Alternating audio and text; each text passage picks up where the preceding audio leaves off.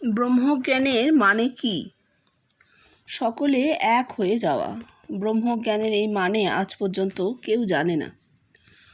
জগতে এত বিভিন্নতা, বিভেদ কেন? এই একত্বের অভাব বলে। হিন্দু, মুসলমান, খ্রিস্টান, পার্সি এত বিভাগ কেন? সেও ওই একত্ব ছিল না বলে। ওসব কিছু থাকবে না বাবা। মন্দির, মসজিদ ওইসব কিছু থাকবে না। মানুষ দেহ মন্দিরে যখন ভগবানকে পাবে তখন আপনা থেকে ওসব উঠে যাবে। বেদের শৃণ্বন্তু বিশ্বে অমৃতস্য পুত্রা। ও হচ্ছে ফাদারশিপ অ্যান্ড সানশিপ। ফাদারশিপ অ্যান্ড সানশিপের কথা। ওতে ওজনে কম পড়ে। ওর চেয়ে তত্ত্বমসি, শ্বেতকেতু অনেক উঁচু কথা। আবার তার চেয়েও উঁচু কথা অহং ব্রহ্মাস্মি। জগতে এত বিভেদ কেন? একত্ব হয়নি বলে। একত্ব কিসে হবে? বস্তু জগতে তো হবে না। চৈতন্যে এক হয়, শক্তিতেও দুই হয়ে থাকবে, ভাগ থাকবে। ভাগ একদম মিলিয়ে যাবে কোথায়? চৈতন্যে। এখন বস্তু জগতে থেকে চৈতন্য লাভ করাটা হয় না, মানে কঠিন, এখনো পর্যন্ত হয়নি। আর সেটা কিভাবে হবে আমরা তাও জানি না। আত্মিকে তো ব্যবহারিক জগতের বিভিন্নতা কিন্তু থাকবে, এই বিভিন্নতা কোনোদিন যাবে না। তাহলে আত্মিকে একত্বটা আসবে কি করে? আসল ব্যাপারটা হচ্ছে, পৃথিবীর যেমন 3 ভাগ জল 1 ভাগ স্থল, আমাদেরও জীবনের 3 ভাগ ব্যবহারিক জীবন, 1 ভাগ আত্মিক জীবন। এই অঙ্কটা যদি কখনো পাল্টে যায়, যদি একটা মানুষের জীবনের 16 আনার মধ্যে 14 আনাই বা 12 আনাই আত্মিক হয় আর 4 আনা ব্যবহারিক হয়, তবে একত্ব। তবে সে আত্মিক জীবনের গুরুত্বটাকেই বুঝবে, দেবে। বাকিটুকু ওই আমি খাবো, থাকবো, ঘুমবো, জীবত্ব এইটুকু, সাধুর গুণ 12 আনা ঈশ্বরে, এইটা যদি হয় তবে একত্ব, তবে একত্ব বোঝা যাবে। এবং এই আত্মিক চেতনা লাভ করতে গেলে ওই বাইরে অন্য যে সমস্ত ধর্মের নাম উল্লেখ করেছেন উনি, সব তো বাইরে, সমস্তই বাইরের, বহির্জগতের সৃষ্টি হয়েছে। এগুলো তো কেউ নিয়ে জন্মায় না, কেউ নিয়ে জন্মায় না। কোনো শিশু জন্মে জানে না সে হিন্দু না মুসলমান না খ্রিস্টান, এসব সে জানে না। সে বড় হয়, তার জ্ঞান হয়, তখন তার বাবা মা পরিবারবর্গ তাকে বলে তোমার নাম অমুক, তোমার পরিচয় অমুক, তোমার ধর্ম অমুক বলে তাকে বলা হয়। সে কিন্তু নিয়ে জন্মাচ্ছে না। যা আমি নিয়ে জন্মাই না, যা আমার স্বভাব নয়, মানে মানে কি নিয়ে জন্মাচ্ছি, তা যখন নয়, তখন সেটা তো বাইরের জিনিস, বহির্জগতের জিনিস। তা ব্যবহারিক একত্ব কখনো হবে না, কোনোদিন হবে না। এই একত্ব হবে কোথায়? আত্মিকে। আর সে কখন হবে? সেটা যখন আমাদের জীবনের বেশিরভাগটা আত্মিক চৈতন্যে থাকবে, 12 আনা আত্মিক 4 আনা ব্যবহারিক হবে, তখন মানুষ ওয়াননেস কি বুঝবে। এইবার যেটা বলছেন শৃণ্বন্তু বিশ্বে অমৃতস্য পুত্রা, শৃণ্বন্তু বিশ্বে অমৃতস্য পুত্রা, অমৃতের সন্তান হয়ে গেল, ভাগ হয়ে গেল। অমৃত হলো পিতা আর তার সন্তান হলো মানুষ, তাই তো? তাহলে দুটো ভাগে হয়ে গেল। এই পুত্রা বলার কোনো দরকার নেই। অমৃতের সন্তান, পুত্রা মানে সন্তান, শুধু পুত্র নয়, ছেলে মেয়ে সবাই। তো মানুষ অমৃতের সন্তান কেন? মানুষই অমৃত। তত্ত্বমসি শ্বেতকেতু, শ্বেতকেতু তুমি সেই বলছেন, এটা ভালো কথা। কিন্তু এর থেকেও ভালো কথা হচ্ছে অহম ব্রহ্মাস্মি। আরো এগিয়ে গিয়ে অহমস্মি, আমি আছি, আমি আমার ব্রহ্মত্ব দিয়ে এই জগৎকে বোধ করছি। এই জগৎ আসলে আমার ব্রহ্মত্বেরই রিফ্লেকশন, প্রতিবিম্ব মাত্র, আর কিচ্ছু না। এইটা একটা মানুষের আত্মিক চৈতন্য সম্পূর্ণ উদ্ভাসিত হলে তবে সে উপলব্ধি করতে পারে।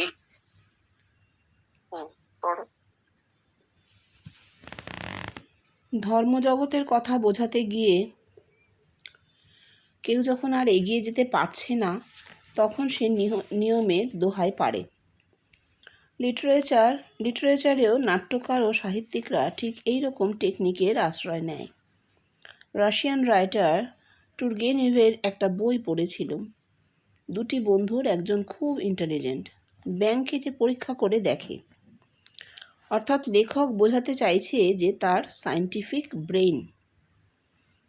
আরও খানিকটা এগিয়ে দেখলুম লেখক শেষ পর্যন্ত তাকে মেরে ফেললে।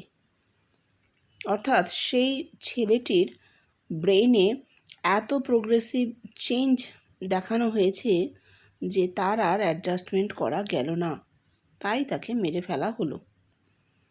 প্র্যাকটিক্যাল ওয়ার্ল্ডে এসেও আমরা একই জিনিস দেখতে পাই।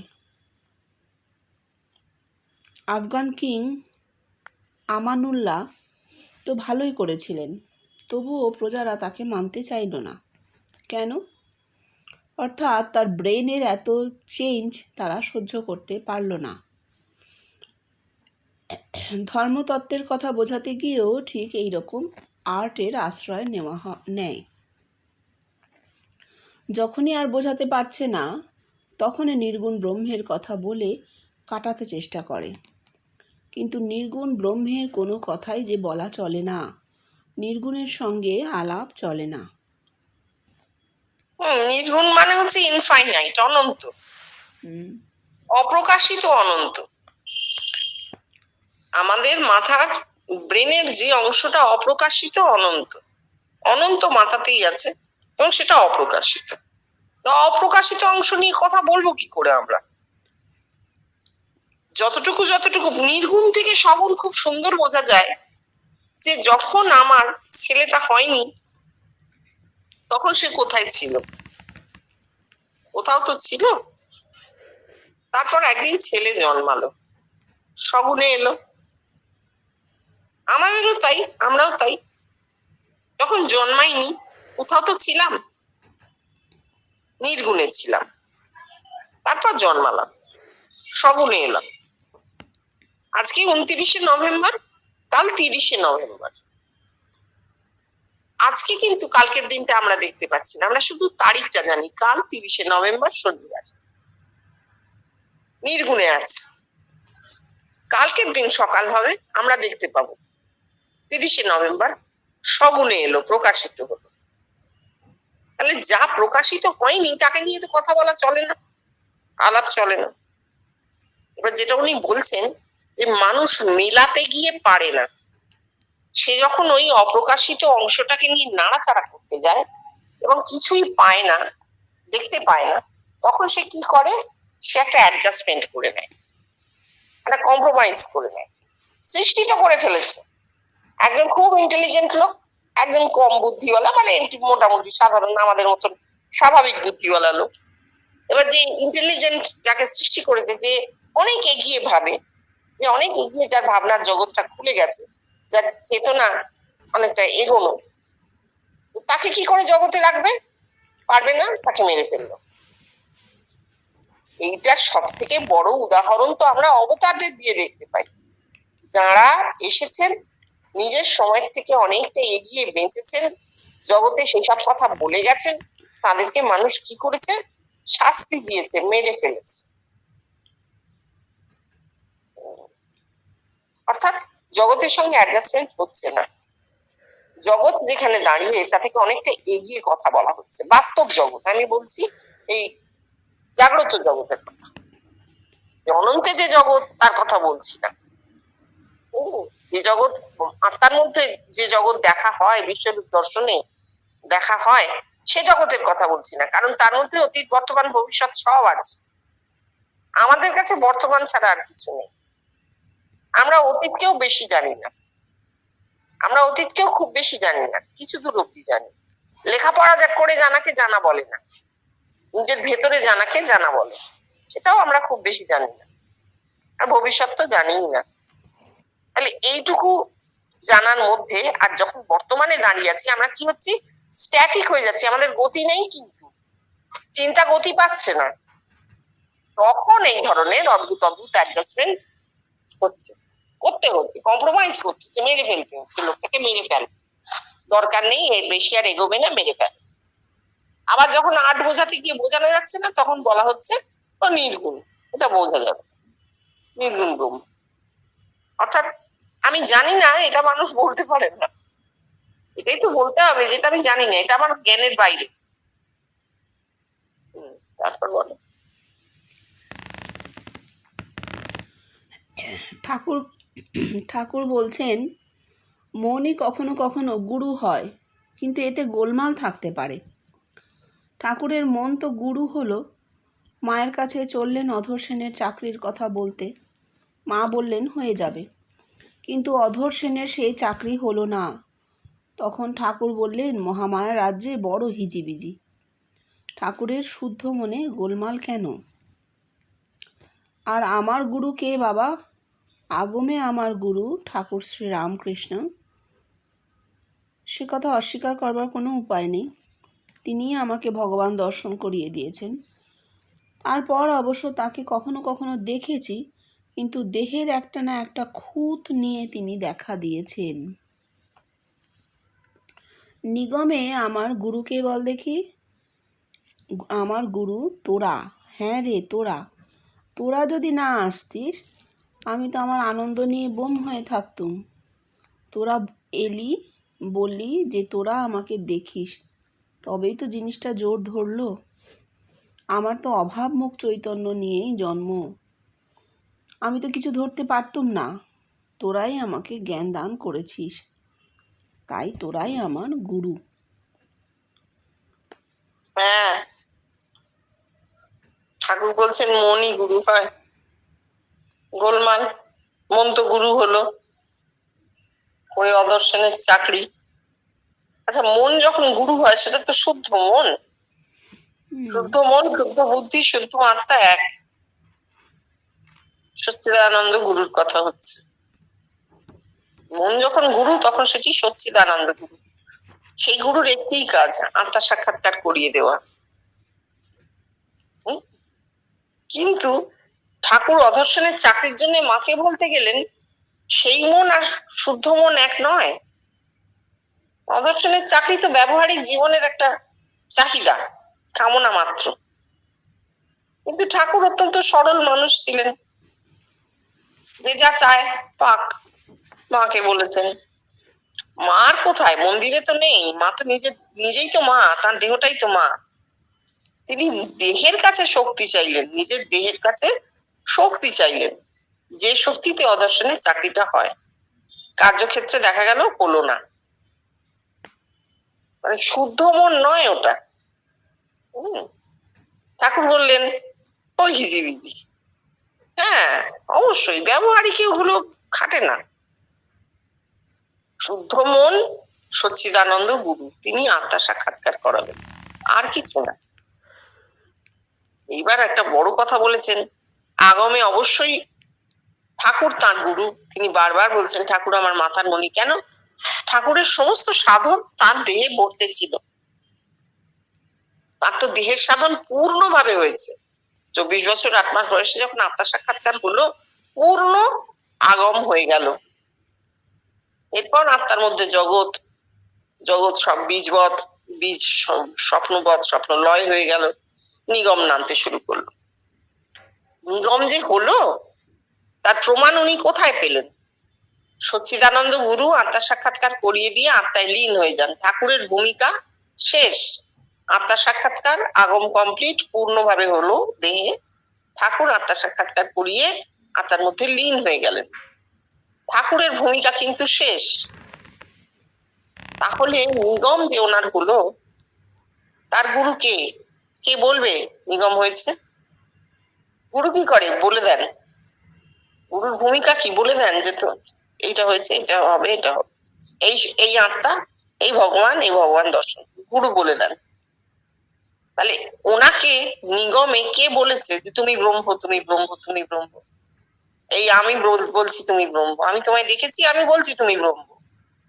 হাজার হাজার মানুষ বলেছে। জগৎ গুরু হয়েছে কে? জগৎ। জগৎ গুরু হয়ে তাকে ব্রহ্মত্ব দান করেছে, তবে তিনি জগতের গুরু হয়েছেন। ন্যাসি ন্যাসি জগৎ গুরু। কি অদ্ভুত কথা! কেউ বলবে যে তোরা আমার গুরু? হুম। তারাই জ্ঞান দান করেছে। ওনার তো বলছেন আমার অভাবমুখ চৈতন্য নিয়ে জন্ম। কেন বলছেন? কারণ ভাবমুখে তো নিগম হবে না, ভাবমুখে জগৎ ব্যাপিত হয় না। ভাবমুখ মানেই হচ্ছে বেষ্টি। আমার কি হচ্ছে আমি জানতে পারছি, আত্মসাৎ সাধন। জগতের কি হচ্ছে সেটা আমি কি করে জানবো? জগৎ আমাকে জানাবে, জগৎ এসে আমাকে জানাবে, জ্ঞান দেবে, তবে আমি জানতে পারবো। তাই অভাবমুখ চৈতন্য। তো জগৎ তাকে এসে বলেছে, দেখুন আপনাকে ভেতরে দেখেছি, আমার ব্রহ্মত্ব দিয়ে আমি আপনাকে বলছি যে আপনি ব্রহ্ম। অদ্ভুত।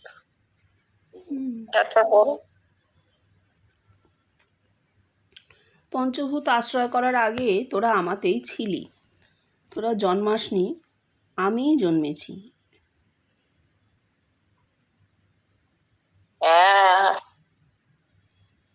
আসলে দেহটা তো পঞ্চভূত থেকে হবে। ক্ষিতি অপ তেজ মরুদ্গম, এই 5টি এলিমেন্ট এক জায়গায় কিভাবে হয় আমরা জানি না এখনো। আসে তবেই দেহটা তৈরি হয়। এই জলমাটির শরীরটা তৈরি হবার আগে আমরা কোথায় ছিলাম? বলছেন তোরা জন্মাসনি, আমি জন্মেছি, তোরা আমাতেই ছিলি। চৈতন্য থেকে এসে চৈতন্যের লয়। কি অদ্ভুত। এবার দেখো উনি যে বলছেন তোরা জন্মাসনি, আমি জন্মেছি। ঠিক আছে, জন্ম পূর্ববর্তী অবস্থায় একটা মানুষ চৈতন্যময় হয়েই থাকে, তার তো আর কোনো অস্তিত্ব থাকে না, পিতৃবীজে থাকে। উনি বলছেন তোরা আমাতে ছিলি, এই অবধি তো খুব ভালো। তারপর বলছেন তোরা জন্মাসনি, আমি জন্মেছি। অর্থাৎ যে দেহ, যে জীবন, যে কাজকর্ম, যা নিয়ে আমরা কখনো আনন্দ পাই, আত্মসন্তুষ্টি, অহংকার সব হয়, আবার কখনো কখনো লজ্জিত হই, অপরাধী হই, দোষী হই মনে মনে। এই পুরো জিনিসটাই আসলে একটা মায়া। উনি বলছেন আমিই জন্মেছি। এই আমিটা কে? ব্রহ্ম। উনি যদি জন্মে থাকেন, আমি যদি আমি কে? আমি তো নই, তো ব্রহ্ম, জীবন কৃষ্ণ। এই শরীরটাও তো তাহলে জীবন কৃষ্ণ। তুমি চৈতন্য থেকে আস্তে আস্তে নামতে শুরু করলে এই শরীরের প্রত্যেকটি অনুপরমাণু তাহলে জীবন কৃষ্ণ, কারণ সেখান থেকেই এসেছে, সেখানেই ফিরে যাবে। মাঝের কিছুটা সময় মায়ার মতন। আরো ভালো বলা যায়, যদি 1 বালতি জলে একটা স্ট্র দিয়ে তুমি ফু দিয়ে দিয়ে রং বেরঙের বুদবুদ ওড়াও, তাহলে এক একটা বুদবুদ এক একটা উঠতে থাকবে চারিদিকে, কিন্তু ফেটে গেলে সেই এক জল, ফিরে সেই জলেই পড়ছে তারা। এই এক একটা বুদবুদের মতন জীবন আমাদের। আমরা মনে করছি আমি একটা বিরাট বুদবুদ, অনেক বড় হব, আমি আলাদা। না, ওই জলই আমি। আমিও ওই জল থেকে উঠলাম, আবার জলেই পড়ে যাব। সবাই তাই। আর এটা কিন্তু বিরাট আশ্বাসের কথা, বিরাট একটা আনন্দের কথা। যখন কৃষ্ণ বলছেন তোরা জন্মাসনি, আমিই জন্মেছি, তখন ভেতরে ভেতরে একটা অদ্ভুত শান্তি, অদ্ভুত আনন্দ কি অনুভব করছি না? করছি তো? তো না, এটা কেউ নই, আমি কে? ব্রহ্ম তো শাশ্বত। তিনি বলছেন তোরা জন্মাসনি, আমিই জন্মেছি। না, আমি কোথায়? তিনিই তো জন্মেছেন। তাঁরই দেহ, তাঁরই মন, তাঁরই বুদ্ধি, তাঁরই চৈতন্য, সেখানেই মিলিয়ে যাবে। এটাকে আবার থার্ড পার্সন করলে হবে না, কিন্তু এই তিনিটা আমি, আমি তুমি, তুমিই আমি। আচ্ছা, চতুর্দশ প্রবাহ আজকে কি শুরু করবে?